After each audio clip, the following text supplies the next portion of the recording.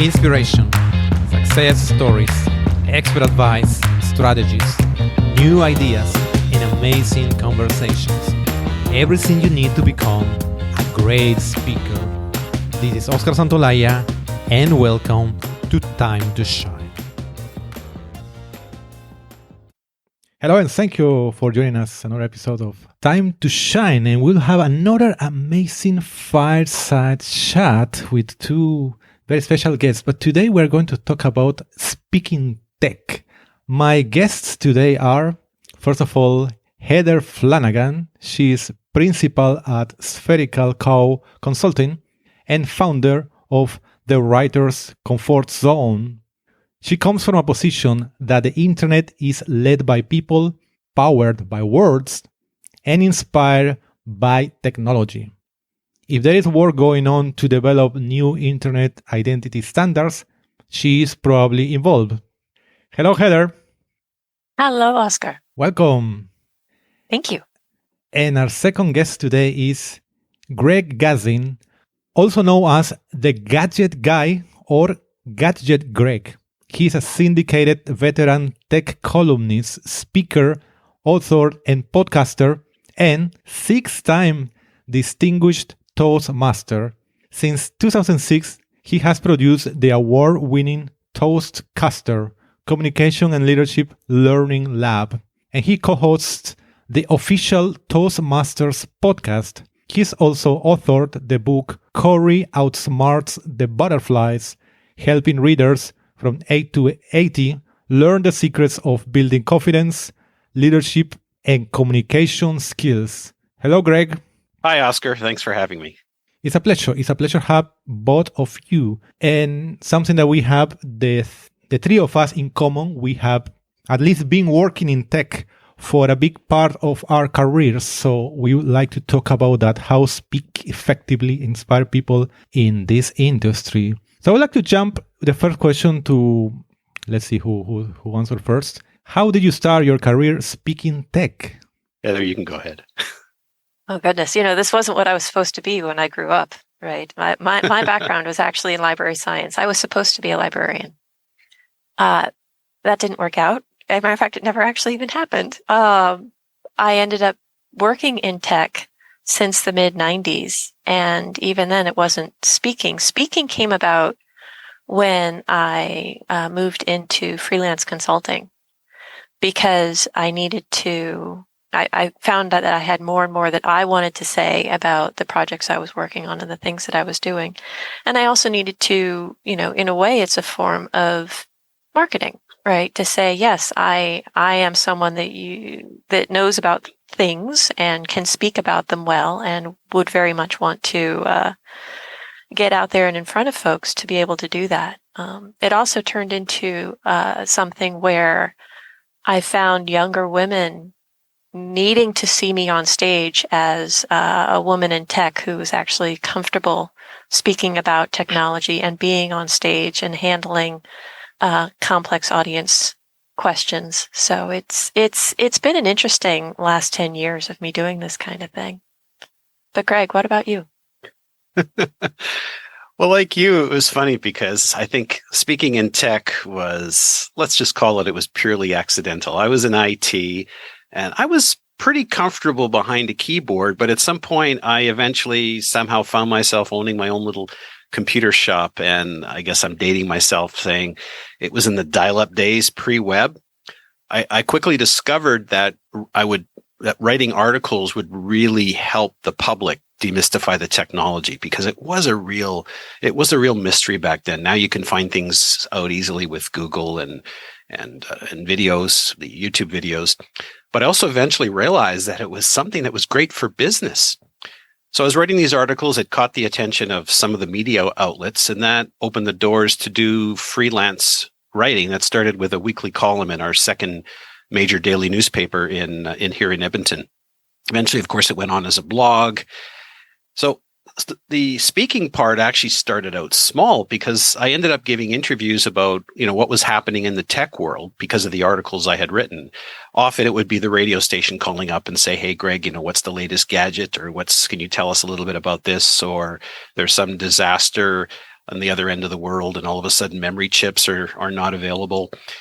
And that morphed into TV segments. Sometimes they would come on site. I would show them some of the latest technology. And then, of course, product demonstrations in the studio. And they kept actually having me back. But in hindsight, looking back at some of the old footage that I've managed to keep, I'm thinking I probably could have done better. And I have to admit, I struggled because I was pretty much a shy and introverted person. Then came along Toastmasters, which really set me on my speaking journey. I got coerced by copious quantities of caffeine, as I'd like to say, to attend a Toastmasters meeting. I joined a club called the New Entrepreneurs Toastmasters Club, which met at the Business Link in Edmonton, which is a center for entrepreneurship.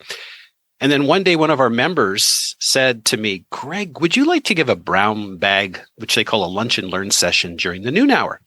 And I thought, sure. And she says, "Well, it's going to be an hour." And at that point, I had only done about 10 minutes, the longest speech I'd done in Toastmasters.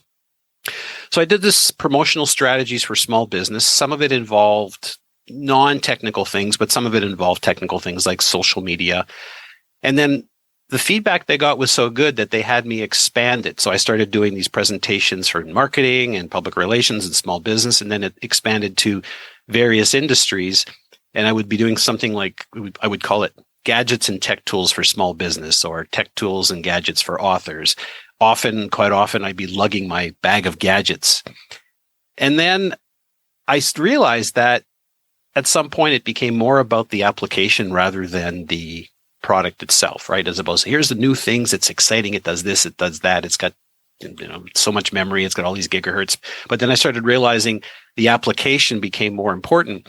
So with Toastmasters, when I joined the district team, that started opening some doors for travel because our district was actually pretty big. And then I started doing tech for Toastmasters. And then I started the district podcast. And of course, that opens your audience. And all of a sudden, I'm now getting called to do all of these different types of presentations. And then eventually, let's see, what can I say here? Let's see. Well, I'm going to ask you what might be a silly question, and I'm sure I should know the answer. What's Toastmasters? Oh, Toastmasters is a worldwide organization that helps people improve their communication and leadership skills. It's been around for almost 100 years. There's over 15,000 clubs, and I think there's about 300,000 Toastmasters. And there's nice. there's clubs everywhere. That sounds fascinating. I'll have to look that up. I also found it interesting that, both of us actually started more by writing first. First you figure out how to express yourself in the writing, in your blogs, in your articles and whatnot. And then somehow it evolves into actual public speaking. Well, what I found for me, of course, back then, there wasn't as many opportunities to be able to present live or on the radio, but there were opportunities for writing. And of course, with the advent of the blog, all of a sudden you could promote your work. And then of course, with the advent of the internet, the writing opportunities for me became few and far between. I mean, I went from being in the computer business to actually becoming virtually a full-time freelance writer. But the blogs opened up a lot of doors as well. But then I realized with fewer opportunities, then the speaking opportunities started to open. And of course, podcasting just really blew the doors off of that. I started podcasting for Toastmasters because I wanted to use the voice, because in speaking, that's what we do. We use our voice. So when did you discover your voice was very powerful? Interesting question. Probably mostly during the pandemic, of all things. Because at that point, what ended up happening for me was there were more situations where I was presenting at remote conferences or presenting in webinars or, actually speaking through these things. And because it was all here in front of my computer, I actually wrote out everything I wanted to say.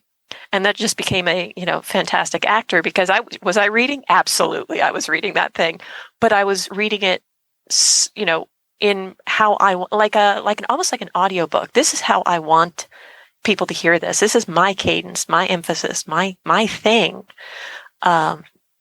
And that worked out really, really well. I think it actually improved my writing as well as my speaking. It's kind of funny because, of course, being in Toastmasters, you're sort of taught to be able to do it without the notes, to be able to not do the reading. But what I've discovered is, as I'm getting older, I'm becoming more forgetful. You've got so much information that's being pounded into your head, and that's when you need to start filtering out. Okay, what's the most important thing for my audience? What's the most important thing that's actually relative? And I have to admit now, with the pandemic, I've maybe become either a little bit lazier, become a little bit more reliant on those notes, because I'm always trying to figure out, okay, what is the most important thing that I want to share with my audience? How about you? Do you feel that even though you now are reading the notes, that you can get up in front of an audience and just do the same thing without it? I think it's an evolution, right? You have to start somewhere. And by all means, by the time you are speaking regularly, you don't want to have the whole thing written out in front of you. You really need to get past that eventually, but as a place to start, it's not a bad thing to do. The trick now is, of course, I give my very first keynote at an identity conference this May, and being able to prepare for that, I've been to that conference before. There's no notes there for me, right?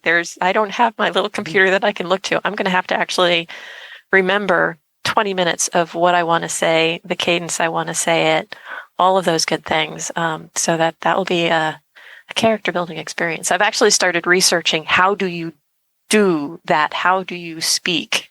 And I've told myself, one really important thing that I would also actually recommend to everybody is, when you're going to give a talk, pick one message, only one, right? If you've got like so many things you want to say, that's great. That's a whole bunch of different talks. Or, if you're writing, it's a whole bunch of different blogs, or if you're writing a book, it's a whole bunch of different chapters. But, for each chapter, each blog, or each keynote, pick one message and stick to that. Yeah. So that's where Toastmasters comes in. If you join Toastmasters, that's one thing that you can do. There are different paths that you can follow depending on your area of interest, and then you can get that type of feedback, because I would have preferred to spend my time totally behind the keyboard rather than speaking to anyone. But I realized that I had to find my way of getting out there. With respect to the one point, I still remember my editor at the Edmonton Sun. He said, "Greg, the problem with you is that you're too interested." He said, "I didn't say you were interesting. I said you're too interested." So when I would interview people, and this was during the .com, the .bomb era, I'd be interviewing these companies that would be coming out with this brand new technology. And he said, you need to focus on one thing. You cannot, in 750 words, you do not have an opportunity to tell the entire story of the company. You need to find one purpose, one message. What's the one thing that people are going to walk away with? And with writing for newspapers, of course, you're limited space. So if all of a sudden a big ad comes in from a car company, and your article is 750 words, maybe it's 800 words, who knows, it could be down to 500. So they might just chop the bottom off of it. So you need to make sure that you catch the attention of the people right up front, and make sure that they can walk away with more than, well, this is what this company is, and then there's nothing left. Mm-hmm. Yep. The making sure to do that. One of the things that has also been interesting in the speaking is how the different types of speaking engagement, you still want to have your one point, but how you give that point is actually really different when you're talking about a session or a webinar or a keynote. The whole style of how you put this out there suddenly becomes pretty important. The delivery changes quite a bit. And that's something I'm also learning about, have observed in some of my favorite speakers, and I have to figure out how to do it myself. Is there some area in particular that you want to focus in on? Some particular type of speaking? Good question. I don't know yet. Since my very first keynote will be in May, the first one where I'm actually solo on stage and not part of a panel or part of a pair, I don't know how much I'll like it. Maybe that's a direction I do want to go, but I don't know yet.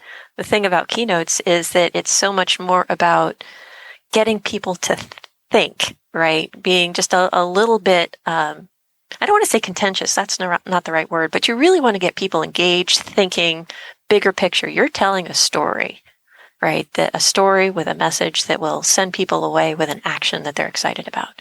Whereas sessions are usually so much more of like a teaching opportunity, where I am, maybe I'm teaching you about the different types of standards that exist in the world, hopefully so you go do something with that. But still, it's a modern day lecture almost more than anything else.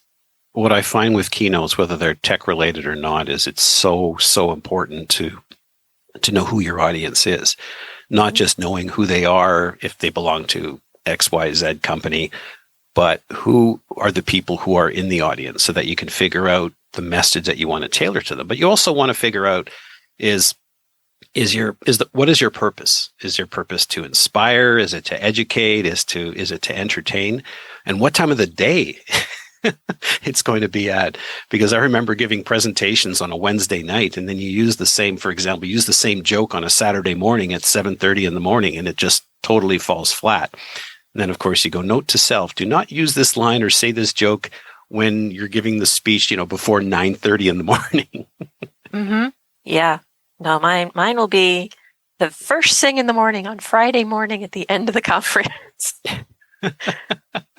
So it'll be up to me to wake people up and end the conference on a good note. But there's no pressure. Well, if you need any guidance, I'm certainly happy to have a chat with you if I can offer some guidance. I mean, I'm a lifelong learner. So what I discovered is that, well, first of all, you don't know everything, and it's impossible to know everything. When it comes to technology, back in the early days, chances are that I knew a lot about a particular topic. But what I also found was that number one, you can't absorb anything. And no matter how knowledgeable you are on your topic, there's always somebody out there that knows a lot more than you do. And they'll challenge you on it. So, yeah. We've talked a lot about the actual production, the actual act of being on stage and speaking, but we haven't really talked about, well, how do you get there from here? How do you actually get your sessions or your proposals accepted? This is something that I've actually talked to a bunch of folks about, and I know what I'm thinking when I'm thinking identity conferences. But if I asked you that, how do you actually get on those podcasts? How do you actually get those interviews? What would you say? Well, typically, if you're talking about obviously getting on an interview and getting on a stage in front of a group for an organization, they're obviously different. They're different methods. But I think that just listening, like I listen to a lot of podcasts. I walk every single day. I listen to a lot of podcasts, and you get the feeling for what the podcast is all about. You get the feeling for what the messages that they're trying to put out there. And if you feel that there's something that you can add, then that's one way to approach them. I get pitches for my podcasts all the time, and it's like, yeah, I'm listening to your podcast, and I think it would be really good for your audience. And quite often they're pitches from PR firms, but you can tell that they haven't really listened to your podcast. Now, I don't expect guests to listen to all my podcasts, but you want them to have an idea that what they're offering is something that would be of value. So I think that's probably the first thing, is in terms of getting on a particular podcast, is find if there's some value that you can add. Now, if you want to get onto a podcast that may not necessarily be in your vein, in your area of expertise, but perhaps there's something additional that you can help. So, for example, if I wanted to go on to a podcast, like I'm using an example way back a long time ago when I did tech tools for authors, and that was long before I had actually written my book. Now, of course, I'm not an author. I didn't know a lot about the book industry, but I realized that authors used a particular tool, tools. And if there was a tool that I could offer them, show them how to use it, show them what value it would add to their day, then that's something typically you could pitch. So, for example, on the ToastCaster podcast, which originally started as a Toastmasters podcast for Toastmasters in our district, it evolved out to be just general communication and leadership. Well, sometimes I'd find myself without a topic. So what I thought, okay, well, I do lots of gadget stuff. Well, Toastmasters, people who are communicators and people who are leaders use gadgets. So why not find something that would be of value to them? So that's understanding your audience, but also knowing that maybe something that you have might be of value to them. That's not just podcasts. That's what I would say about conferences as well, is if you want to submit something to a conference, you actually do need to know more than just, okay, this is an identity related conference. Sure. But the conferences have different cultures almost, different, the types of things that you would submit to a formal conference held in Europe is actually probably going to be really different than a glitzier conference held in the US, right? It's all going to be identity information, but you still need to really understand what the audiences there are likely to expect. And if you haven't attended before, you don't really know, you're just trying to break into this, these conferences usually have at least some of their sessions these days posted online that you can look at, or you can talk to other people who have attended and just say, okay, you've been to Conference X a whole bunch of times. Can you tell me about it? What's it like? What kind of things seem to do well in their sessions? The other point being, is when you've got that under your belt, you're like, okay, I think I have a feel for what the culture is for that particular conference. Is get your proposal in front of people in advance who've been there, and say, hey, okay, you've been to Conference X. Does this proposal sound like something you would want to attend? That public feedback on the submissions before you submit has been a game changer for me actually getting sessions submitted so far. This year I submitted 7 to 3 separate conferences, and I've had 5 accepted. One of them wasn't because I kicked it out as being on the program committee and saying, yeah, this doesn't work for me. It doesn't fit in the conference as much as everybody rated it really highly. I'm going to tell you right now, you shouldn't accept my session. But the rest, I absolutely blame my reviewers, my pre-reviewers, for getting those in a shape where they would be accepted by the program committees.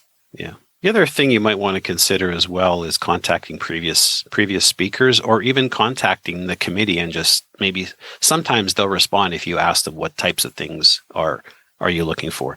I mean, sometimes they'll put out RFPs, request for proposal, but other times it could be just something that was just totally random. I did a session for one of my Toastmasters events, and out of the blue, I get contacted by, it was a ladies group, and they had asked me, Greg, would you be willing to put together something on social media for this ladies group? And I thought, oh, wow. Okay. And it was really scary because it's like, okay, first of all, it was totally out of my wheelhouse. But then what I started to do is I just started to ask a lot of questions. And the other thing too, sometimes is you'll get on stage, or you'll say ahead of time, is that, and I sort of mentioned it before, you may not necessarily be an expert in that particular area. And what I find is sometimes being totally transparent works. And sometimes it's refreshing for them, because they're not getting the same old pitches all the time. And Wayne Gretzky, the famous hockey player, once said, you won't score on 100% of the shots you won't take. So submit it. And if it doesn't go, it doesn't go. And sometimes you can ask, well, why? You can ask them why it wasn't accepted. Sometimes they'll tell you. Other times you'll just get a form letter that says, sorry, your proposal wasn't accepted, or sometimes you just won't even hear it all. But again, if you try it and put it out there, and sometimes you ask for feedback. I mean, I've done that with even consulting gigs where it's like, I asked them, I submit a proposal, and I kind of said, was there something wrong? And I still remember many years ago, one person said to me, your price was too low. Really? It was way too low. And they go, okay, well, this, because I was just starting out. Yeah, those are just some of the things. Do we want to chat a little bit about, I'm just curious in terms of being up on the stage, some of the do's and don'ts, or some of the things that we can talk about. Any thoughts on that? Or? Oh, definitely. Well, the 2 big things that come to mind, and this is something that people have, I'm not sure if they forgot during the pandemic, or if I just didn't notice so much when we were starting to kick travel back off. The slides that work for you on your computer are not the slides that are going to work in a large auditorium.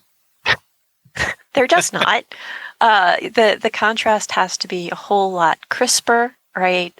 And you don't want to fill them with a wall of words, because people can do one thing at a time. As much as they would like to tell themselves they can do more than that, no, it's one. And in this case, they can either be reading your slides or they can be listening to you. They can't do both. Yeah, it's so funny.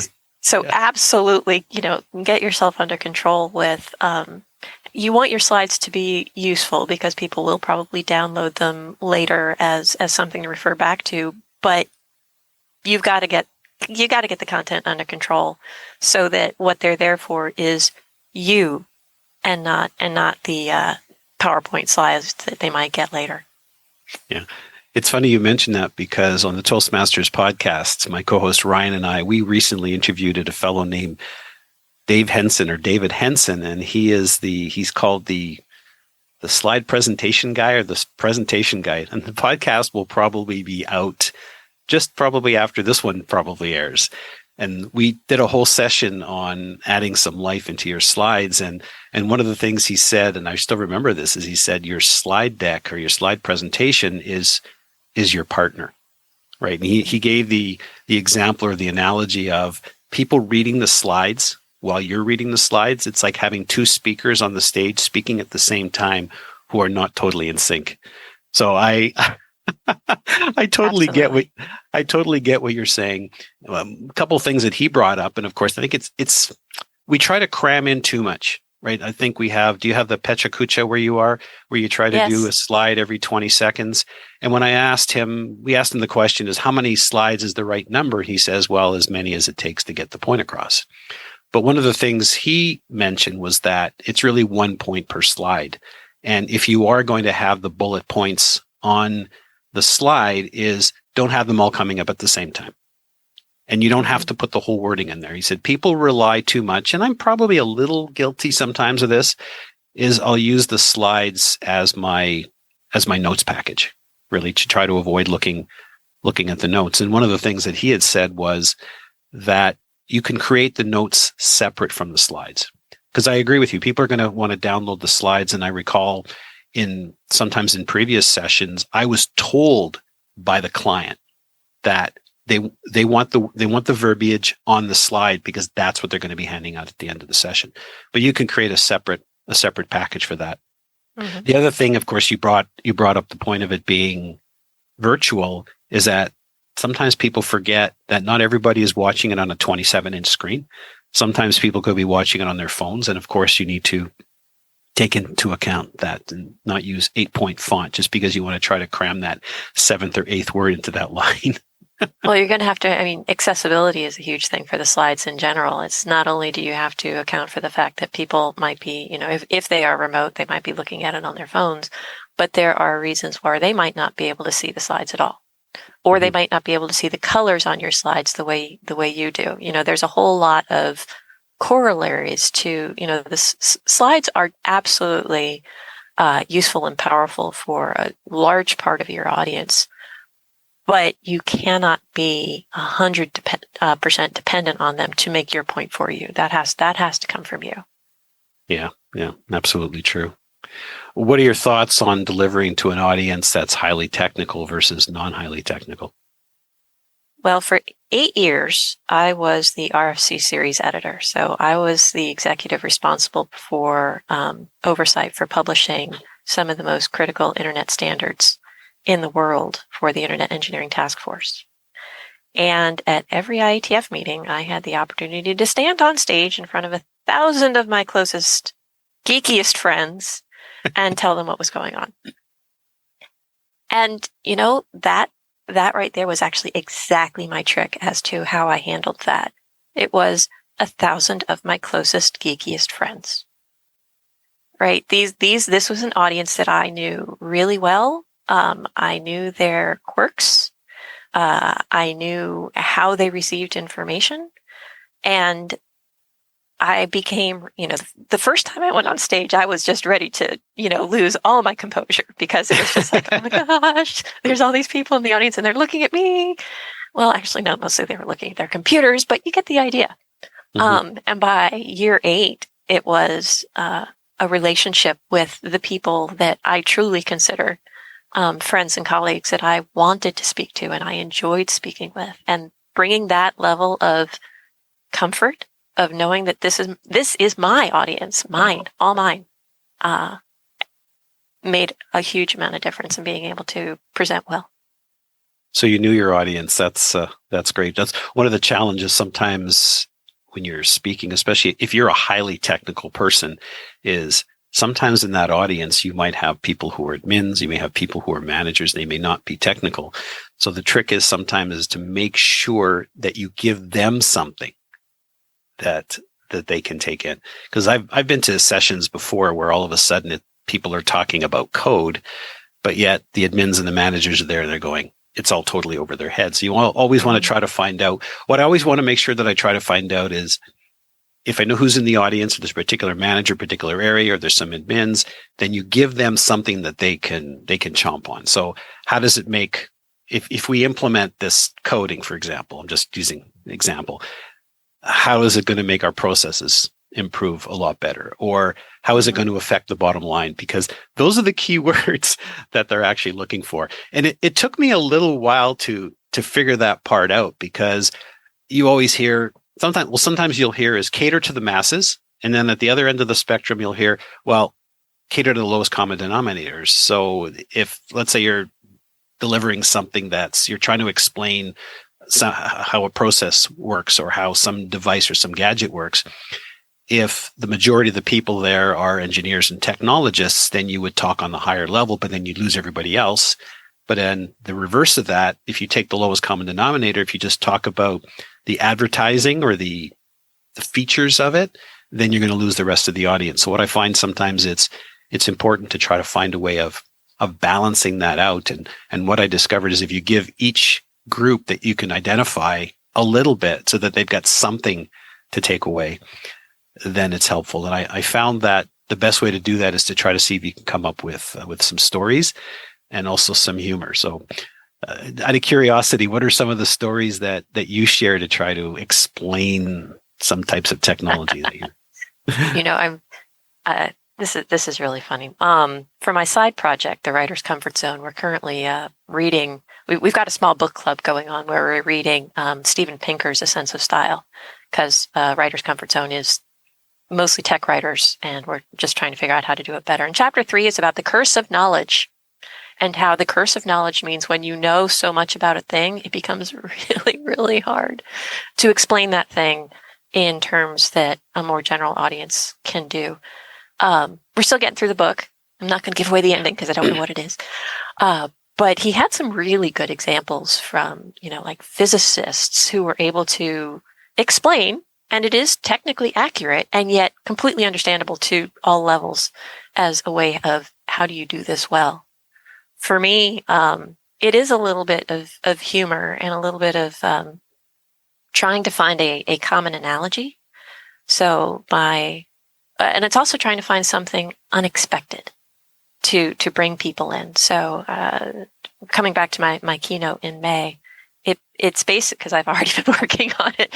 It basically opens up with, since we're all here as identity practitioners, it's great that we're sharing knowledge. We're engaging with each other. We're learning about the industry. And so since we're here as these identity professionals, I want to talk about physicists. And then, I have a little story about physicists and the concept of a spherical cow, which is the name of my consulting business, Spherical Cow Consulting.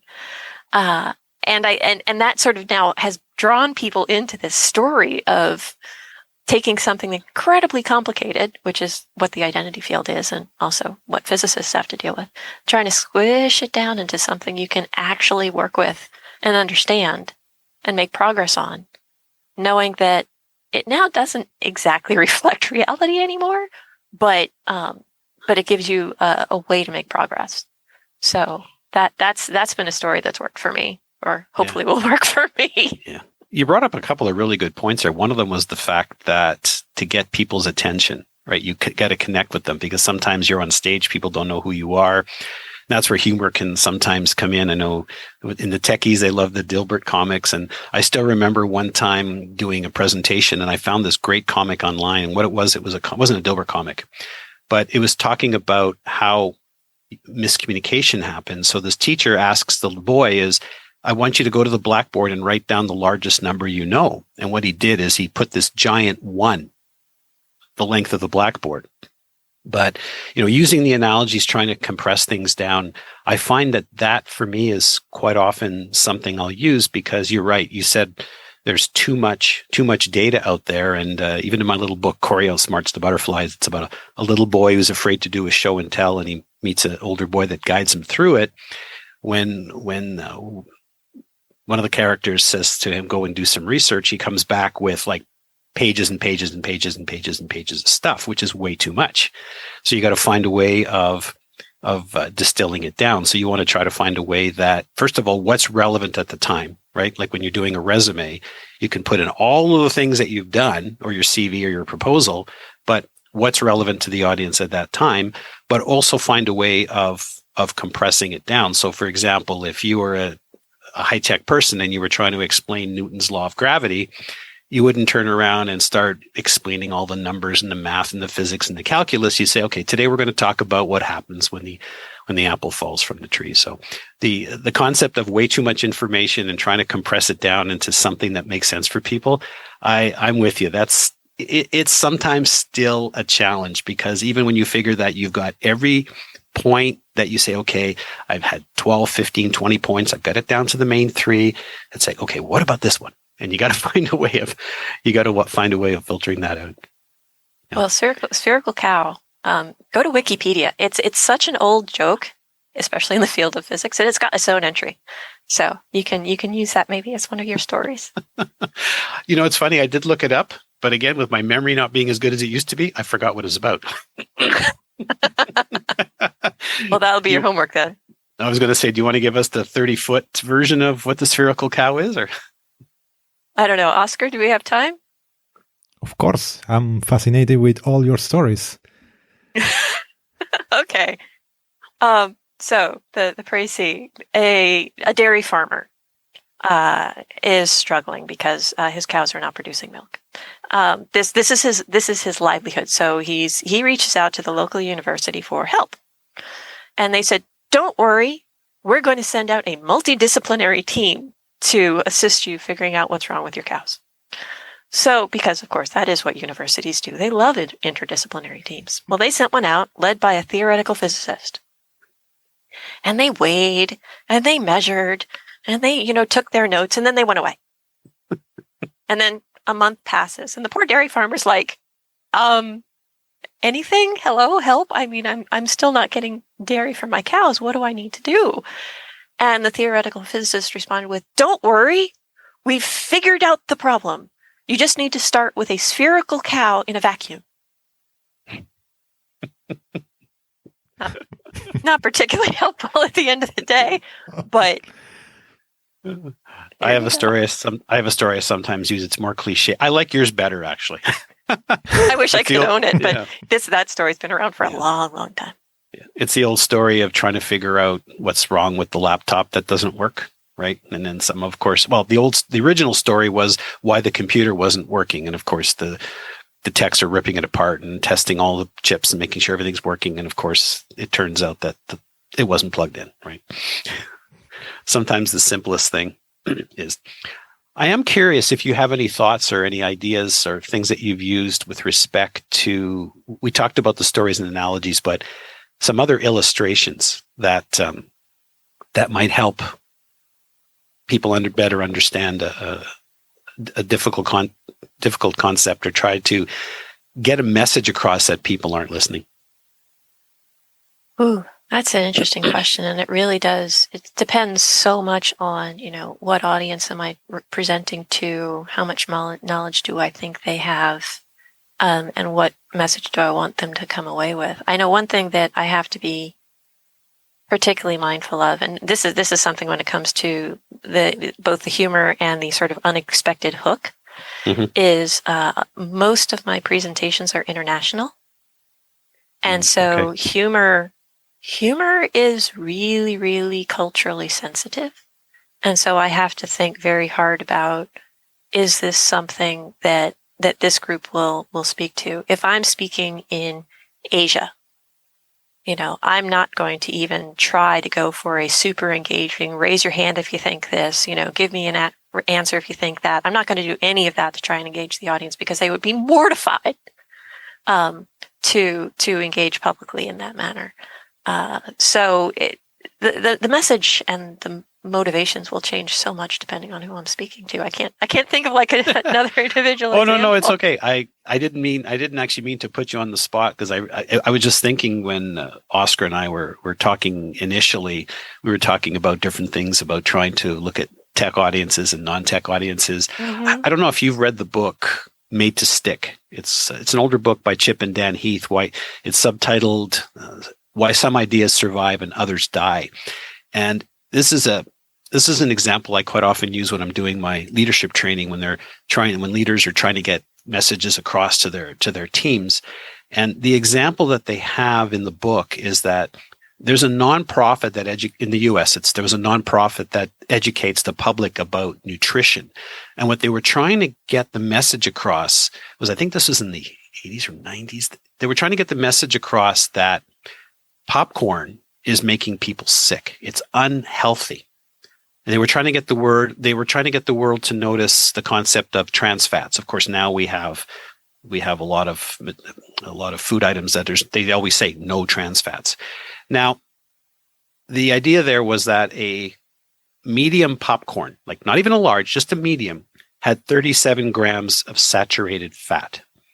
And they were trying to let the public know that, this is no good. So, and then the USDA was suggesting that the maximum number of trans fats or the maximum amount of trans fat would be 20 grams. But again, if you have no context, then what does that mean? So finally, what they decided to do is they decided to hold a press conference. And what they did is they laid on the table on one side a bag of popcorn. And on the other side, they had what did they have? Was it bacon and eggs, and they had Big Mac and fries, and there was a steak dinner with all the trimmings. And what they basically said was, there is the same amount of trans fat in that bag of popcorn than there is in all these other items that are here on the table. And that got people to change their idea about things. Mm-hmm. So I use that example because sometimes it's something that people can use visual and also give them context. Because when you throw out a number, right? Like this mall is 450,000 square feet. Okay, well, I can't, if you're not a technical person or you're not an architect, you can't really put that into context. But if you can say, well, you could fit 32 747 jumbo jets in this particular location, that might give you a little bit more context. And that's what the Mall of America in Minnesota does. Mm-hmm. They have this little fun fact sheet when you go to the mall. And it's just to give you the idea of how large that mall is. Although I have to say that the mall... I'm going to challenge that a little bit because, I bet you a lot of people in the U.S. would say, how many football fields? That analogy wouldn't work in Europe because they don't, in their case, yes, it's football, or in the U.S. we would call it soccer. It's a different field, right? And what terms and what size and what it means, the airplane is good because everybody has seen airplanes, though, with 747s going out. We'll have to pick up something else, maybe an Airbus 380. Yeah. I don't know. That's a really good point, actually. You're right. And of course, the football field in Canada is larger than the football field in the US. So that would actually, the guys who are perfect measurement guys that they go, no, that's not going to work. No, you're right. And again, that goes back to knowing your audience and understanding who you are, understanding who the audience is and where you're speaking. That's a really, really good point. I mean, obviously, before giving a presentation, there's a lot of homework to be done, and it's not just simply about taking the material that you have and delivering it, just basically feeding it to your audience. It's just a matter of finding out what's important, what's relevant. So, no, that's a really, really good point. I have not had as many opportunities as you have to speak to international audiences. I have spoken on a few Zoom calls where there were people in other countries. And of course, sometimes you need to do the measurement calculations differently, the centigrade versus Fahrenheit and the feet versus meters, et cetera. And I have tried as best as I could. And again, that's also important it goes back to even doing your proposals, is try to find someone who is with the organization or someone who is in the community that you're speaking to, if you're not part of that community, to help guide you through some of that. That's really, really, really important. And it's funny, as you're speaking about this, I'm thinking not only measurements in football fields, but acronyms and jargon. That's a big thing for techies, hey? Oh, that's actually like a huge part of the whole curse of knowledge thing. On the one hand, you don't not want to use them because it gets to be a mouthful to, regularly say identity and access management in identity governance and administration in, all of these terms over and over again. And yet, if you don't spell them out a few times, you're automatically going to lose some people. I was a member of, we have in Canada, we have our provinces and territories, and we have we had an organization a number of years ago. It was the various digital media associations from across Canada we had an alliance called the Canadian Interactive Alliance. So of course the acronym, I'm with the CIA, right? But there's probably a lot of examples out there. Well, you see it all the time. You have acronyms on posters, you have acronyms on advertisements, you see acronyms on Facebook, LinkedIn posts, and you go, okay, what is this all about? What gets to be really fun is when the acronym becomes so ubiquitous that even people in the field don't actually know what it stands for. That it's almost become its own word in some cases. Or it's changed. Yeah. Can you I'm trying to think. Can you think of any? Put you on the spot. Off the top of my head, yeah. If you ask people, this comes back to the identity community, and you talk about NIST and the NIST standards. It's like, okay, so NIST stands for? I was thinking National Institute of Science and Technology. I don't know. Standards and Technology. Standards and Technology, yeah. Yep. But sometimes it's like National Information and Standard, and they don't know. They just know it's NIST. So I actually just guessed that. I didn't really know what it meant. Wow, lucky guess. Maybe I should get a lottery ticket today. There you go. Wow. Time. Oscar says it's time. Time is flying, eh? Time is flying. When I hear so many stories like the ones you tell, you're really super storytellers, eh? Not only telling us what is the best way to speak in tech, but telling in stories. So fascinating. I had this going in a totally different vein, Oscar, but you know what? This is great. I'm thrilled to have been on the show, and also happy to have met Heather. Yeah, absolutely. Definitely much fun. It's been fun. Let's have a final question for each of you. Let's take it randomly. Let's see what comes. Okay. For Heather, share with us an exercise, something practical that you would recommend us doing regularly. A routine to shine. Get used to hearing yourself in a recording.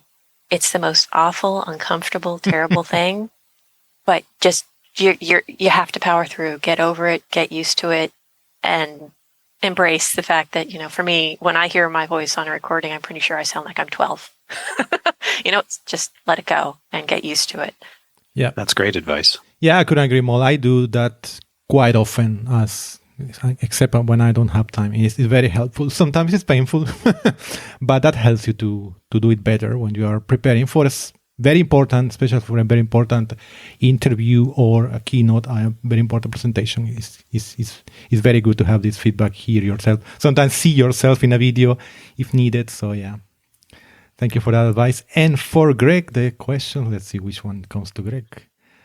Please share with us your favorite quotation. My favorite quotation, it sort of has two parts to it. It's by the late Steve Jobs, who I had a wonderful opportunity of meeting on 2 occasions. And I listened to him give a keynote one time, and he used the quote, the quote was, use your mind and follow your heart. But he's also used a similar quote called, have the courage to follow your heart and intuition. They somehow already know what you truly want to become. I put those words to the test many, many years ago. I had worked and gone to school. I was on a 7-year plan. I had a great job in IT, was making really good money, but my heart said, Greg, no, you want to be an entrepreneur. You want to go into your own business. And I took those words, and it took me a while, but I did put them into practice. I'm glad I did, and I never looked back. So use your mind, but follow your heart. Have the courage to follow your heart and intuition. Yeah. That's my quote. Very inspiring. Thank you very much for that. You're welcome. Yes, it's been super interesting hearing this conversation with you. Way more than I expected. As I said, so many stories from you, great pieces of advice. I'd like to have a final word from each of you. Heather? Sure. So I guess final words from me is that I'm regularly writing two separate blogs that I would love to have people look at and engage with and tell me what you think. One is on sphericalcowconsulting.com and the other one is on thewriterscomfortzone.community.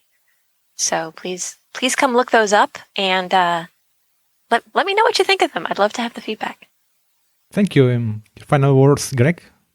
Final words with respect to speaking is that if you're going to be talking to a tech audience and you're not so technical, you can still be an impact. Feel free to be transparent. Let people know that you're not necessarily the tech person, but have the courage to know that the strength you have in the information that you could provide them or in the skills that you have can be applicable to a lot of people.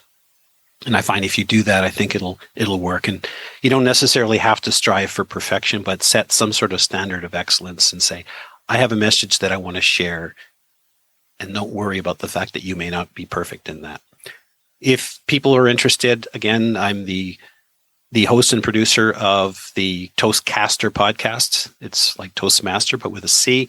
Also the Toastmasters Podcast, which I do twice a month for Toastmasters International.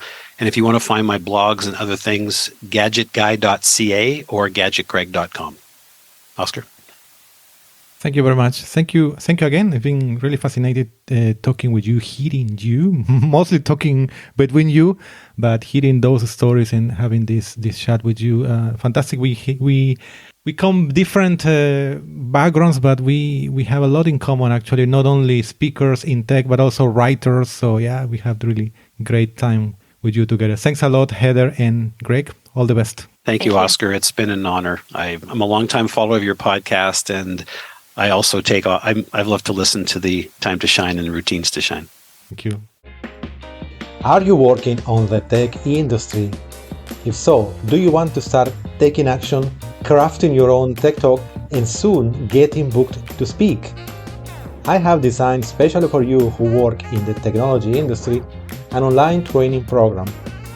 Rock the Tech Stage On Demand is an online self-paced training course to become a successful speaker in tech events. Visit today www.rockthetechstage.com/on-demand and start your journey now.